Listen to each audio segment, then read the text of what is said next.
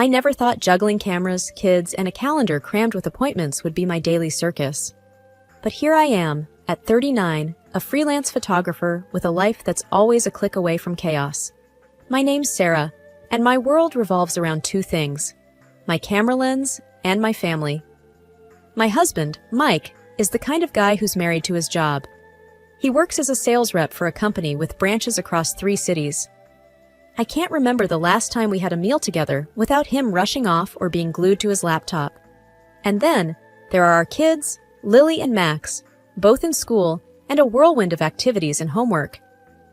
"Mama, have you seen my math book?" Lily's voice snaps me back from my thoughts as I sort through my camera gear. "It's probably under the pile of clothes in your room," I reply, without looking up. Max runs in, his soccer ball thumping against the walls. "Mom, can you sign this form for my field trip?" "Sure, bud. Just give me a minute," I say, balancing a camera in one hand and the form in the other. As the kids dash off to their rooms, I hear the front door open and close. Mike's home, probably just to grab something and dash off again. His presence in the house has become like a cameo appearance in a long-running show. "Hey, Mike, how was your day?" I ask, not expecting much of a conversation. Same old, just tired. Got another trip tomorrow," he says, barely looking up from his phone. "I was thinking maybe this weekend we could do something as a family. You know, take the kids out or something," I suggest, hoping for a change. "Yeah, maybe. I'll see how it goes," he replies, his attention still on his phone. I sigh, realizing it's a lost cause. It's always maybe or we'll see. The kids and I have become experts at filling in the blanks of his absence. The evening rolls on with the usual routine: dinner, homework, bedtime stories, and finally, some quiet. I sit on the porch, my camera by my side, capturing the night sky. It's my moment of peace, a brief escape from the relentless pace of life. But who am I kidding? Even in these quiet moments, my mind races with tomorrow's to-do list, unanswered emails, and the ever-looming question, when will things change? As I head back inside, I make a mental note to check my schedule for next week. It's a balancing act, and I'm the ringmaster of my own chaotic circus. But in this hustle and bustle, I often wonder, when did life become a series of tasks to tick off rather than moments to live? Life as a freelance photographer is never predictable, but nothing prepared me for the curveball I was about to receive. It was just another Wednesday morning, and I was out for a walk with our dog, Buster. The sun was shining, but my mind was cloudy with thoughts of upcoming projects and deadlines. "Come on, Buster, let's make this quick. Mommy's got a ton of editing to do," I muttered, tugging slightly at his leash. Just as we turned the corner near the park, Buster spotted a cat, and in a split second, everything went haywire. He lunged forward, pulling the leash with such force that I lost my balance and fell hard onto the pavement. "Ow! Buster, stop!" I yelled, but he was too busy chasing the cat to notice. I tried to get up, but a sharp pain shot through my leg. Great, just what I needed. Limping back home, I called Mike. "Hey, I think I hurt my leg. Can you come home early?" "Sarah, I'm in a meeting. Can it wait?" His voice was curt, a clear sign of his irritation. "I just fell, Mike. It's not like I'm calling for fun," I snapped, frustration boiling over. "Fine, I'll see what I can do," he replied, and the line went dead. After what felt like an eternity, I made it home. The pain was getting worse. I knew I had to see a doctor, but with Mike's unpredictable schedule and the kids at school, it was a logistical nightmare. The diagnosis was a fractured leg. Great. Just what I needed on top of everything else. The doctor advised rest, meaning no shoots, no chasing after the kids, nothing. As if my life wasn't chaotic enough. Back home, with my leg in a cast, I felt like a bird trapped in a cage. Mike had to take over some of my duties, which he did with an obvious lack of enthusiasm. "This is a real mess, Sarah. How long till you're back on your feet?" Mike asked, his tone more concerned with the inconvenience than my pain. "A few weeks at least. It's not like I planned this, you know," I retorted, my patience wearing thin.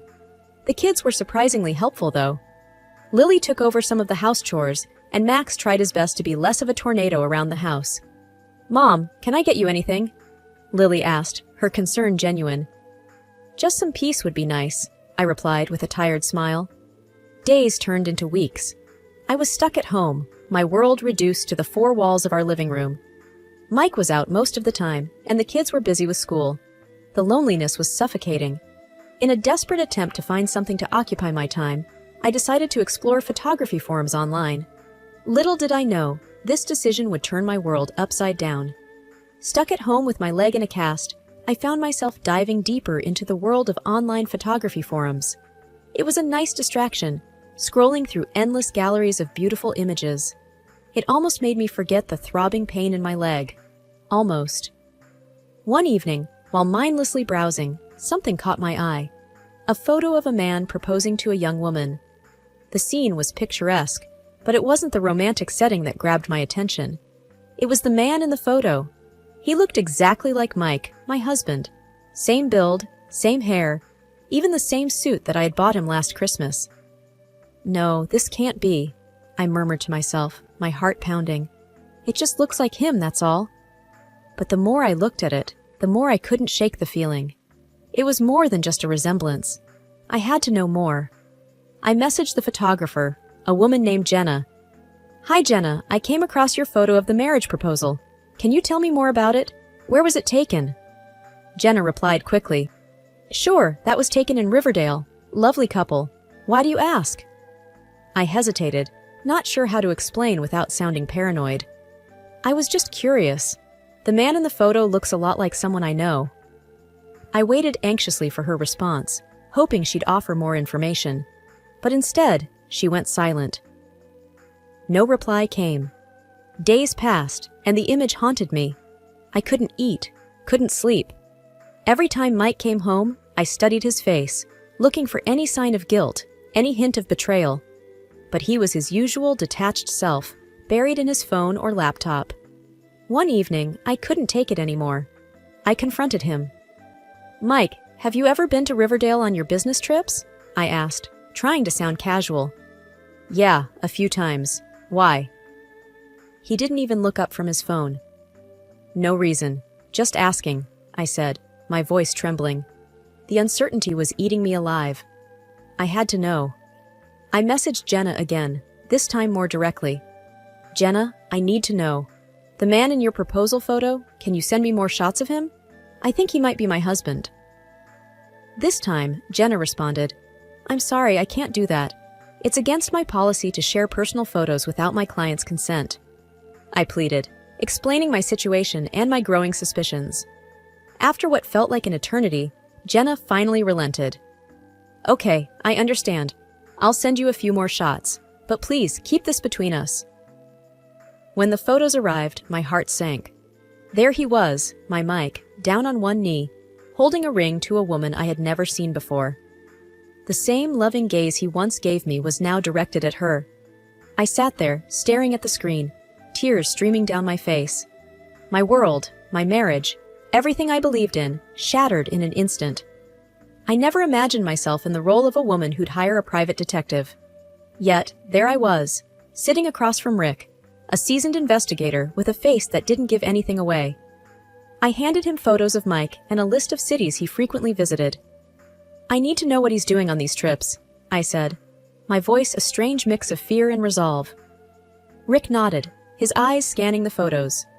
I'll track his movements, see who he meets, but it's going to take some time. You okay with that? I was far from okay, but I nodded. I need the truth, was all I could muster. As Rick delved into his investigation, I was forced into a role I never wanted, the wife who pretends everything is normal. Mike, oblivious to the storm brewing, continued his business trips, leaving me alone with my swirling thoughts. I started noticing changes in Mike that I'd never seen before. His wardrobe underwent a transformation, suits that screamed designer labels, shoes that weren't from our usual budget stores. His cologne was different too, replaced by a scent that was more refined, more luxurious. These were subtle changes, but to me, they were glaring. Then there were the phone calls. Mike had always been private with his phone, but now it was excessive. He'd lock himself in the bathroom, speaking in hushed tones. I once pressed my ear against the door, trying to catch snippets of his conversation, but all I could hear was the muffled sound of his voice. I watched him closely, trying to find traces of the man I married in his new persona. But with every passing day, he seemed more like a stranger. I wondered how long he had been living this double life, right under my nose. The kids started to notice the tension. Lily, ever perceptive, asked one night, "Mom, is everything okay with you and Dad?" I forced a smile. "Everything's fine, sweetie. Just a lot on my mind with work." But it wasn't fine. The man I shared my bed with, the father of my children, felt like a mirage. I found myself lying awake at night, staring at the ceiling, piecing together the lies and half-truths. One evening, as Mike prepared for another trip, I found myself watching him pack. He moved with such ease, a routine he had mastered. There was no hesitation, no signs of guilt. It struck me then, how easy it is to deceive someone who trusts you completely. I reflected on our years together, wondering when the lies began. Had I been naive, too trusting? Or had I chosen to ignore the signs, too wrapped up in my own world? Weeks went by, and Rick finally called. "We need to meet." His voice was serious, carrying a weight that made my heart sink. We met at a quiet corner of a nearly empty cafe. He slid a thick envelope across the table. "I found quite a bit. You sure you're ready for this?" I wasn't sure of anything anymore, but I nodded. Inside the envelope were photos, receipts, and detailed reports. Every piece of evidence was like a knife twisting in my heart. There he was, my Mike, but not the Mike I knew. In each city, there was a different woman, a different life. I felt a mix of anger, sadness, and betrayal. My mind raced with questions. How could he do this? How long had he been living this lie? I paid Rick, barely speaking as I left. Walking home, the envelope felt like it weighed a ton. I realized then that all this while, I had been living with my eyes closed. I had refused to see the man Mike had become, clinging to the image of the husband I thought I knew. Now, with my eyes wide open, I saw everything clearly. The lies, the deceit, the reality of my marriage laid bare. It was a truth I couldn't run from anymore. Holding on to the truth about Mike's infidelities was like keeping a storm inside me. But I kept the photos a secret. I wasn't going to let him off easy. No, he deserved more than just a confrontation. He deserved a reckoning. I wanted to give him an unpleasant surprise, one that he'd remember for the rest of his life. As the days passed, my leg finally healed. I could walk without wincing in pain, a small victory that felt like a fresh start. But as one part of me healed, another part plotted revenge. Mike continued his routine, unaware of the storm brewing under his nose. He left for his trips and came back, slipping further into his web of lies. He thought he was smart, but he didn't know that I was now playing the game too. I crafted a plan, something that would expose his deceit in the most dramatic way possible. I wasn't going to tip my hand by letting him know what I knew. No, this had to be a surprise. I spent hours thinking, planning, making sure every detail was perfect. I watched him, pretending everything was normal, but inside, I was counting down the days. My heart had turned cold, each beat a reminder of his betrayal. Finally, everything was in place.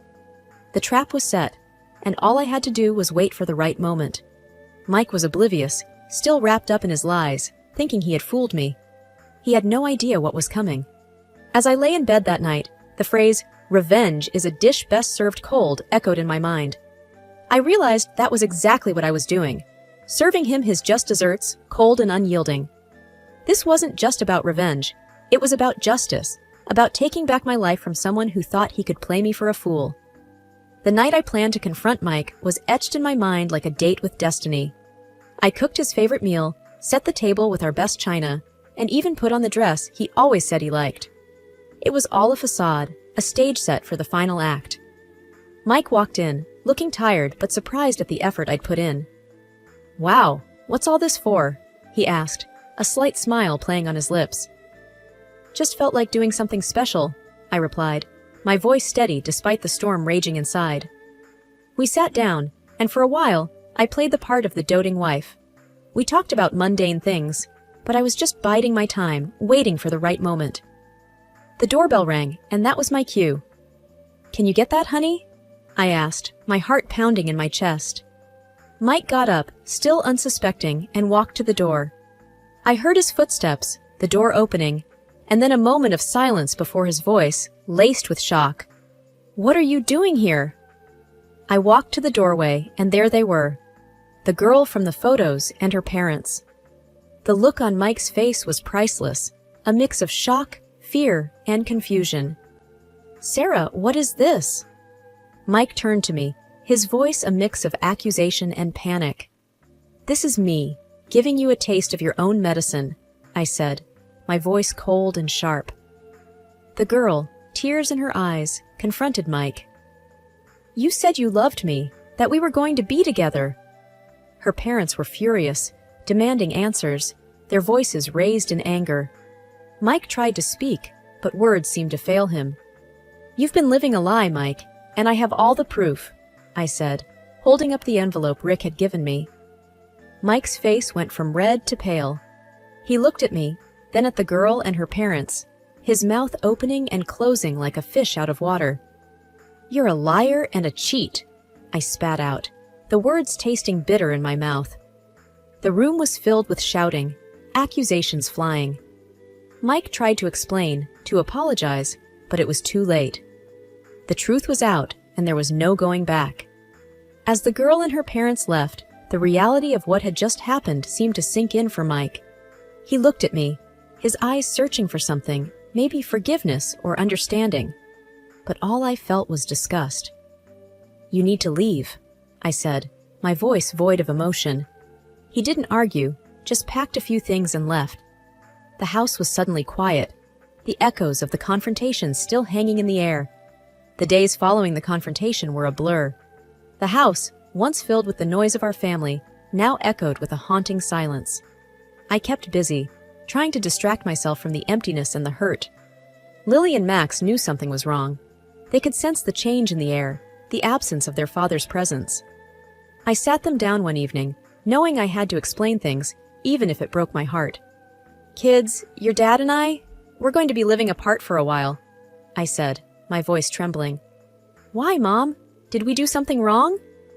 Max's innocent eyes searched mine for answers. "No, honey, it's not you. It's just, Dad made some mistakes and we need some time apart," I tried to explain without revealing too much. Lily, older and more perceptive, understood more than I wished she would. "Is Dad not coming back?" she asked, her voice barely above a whisper. "I don't know, sweetheart," I replied, holding back my own tears. I started the divorce proceedings, a process that was both liberating and soul-crushing. Mike tried to reach out, sending messages of apology, of wanting to talk. But I couldn't. Not yet. Maybe not ever. The legal battles began. I fought for the house, for alimony, for everything we had built together. It was a messy, painful process, but I was determined to get what we deserved. One day, I was going through some old boxes and found a photo of Mike and me on our wedding day. I stared at it, at the happy, hopeful faces we once were. It felt like a lifetime ago. "Why did he do it, Mom? Why did Dad hurt us?" Max asked, coming into the room. I put the photo down, looking at my son. "Sometimes people make bad choices, Max, and those choices hurt the people they love." "But do you still love Dad?" he asked, his eyes full of confusion. I sighed, a mix of sadness and resignation in my heart. "I don't know, Max. I'm just trying to figure out what's best for us now." The weeks turned into months. The divorce was finalized, leaving me with a mix of relief and a deep sense of loss. I started focusing more on my photography, taking on more assignments.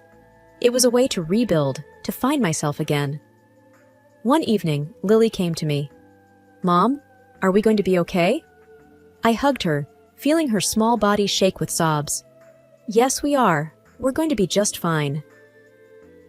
Life didn't stop after the divorce. If anything, it kept moving at a relentless pace. The kids and I settled into a new routine, finding our footing in this altered reality. We were a team, the three of us, facing each day with a mix of resilience and hope. As for Mike, I heard bits and pieces through the grapevine. His world, it seemed, was unraveling at the seams. The women he deceived banded together, filing a collective lawsuit against him.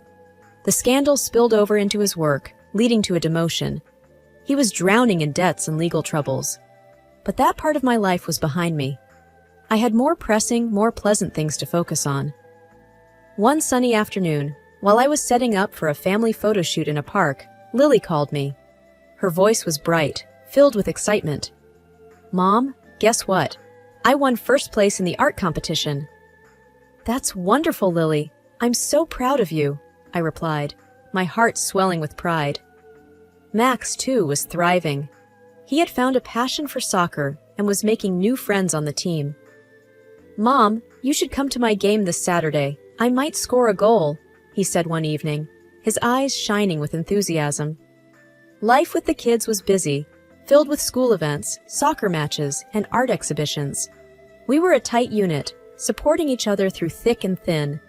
My photography business was also picking up. I landed a few big contracts, photographing events, and doing portrait sessions. The lens was my window to the world, allowing me to capture moments of joy, of life moving forward. One evening, as I sat editing photos, I reflected on the past months. The pain of betrayal, the turmoil of the divorce. It all seemed like a distant memory now. I had found strength I didn't know I possessed. The doorbell rang, pulling me from my thoughts. It was my friend and neighbor Martha, dropping by with some coffee and a friendly smile. "How are you holding up?" she asked as we sat in the living room. "I'm doing okay, actually. Better than okay," I replied, a sense of contentment washing over me. "That's great to hear. You know, you've really inspired me with your strength," Martha said, her eyes sincere. We chatted for a while, talking about work, life, and everything in between. It was nice to have a friend who understood my journey.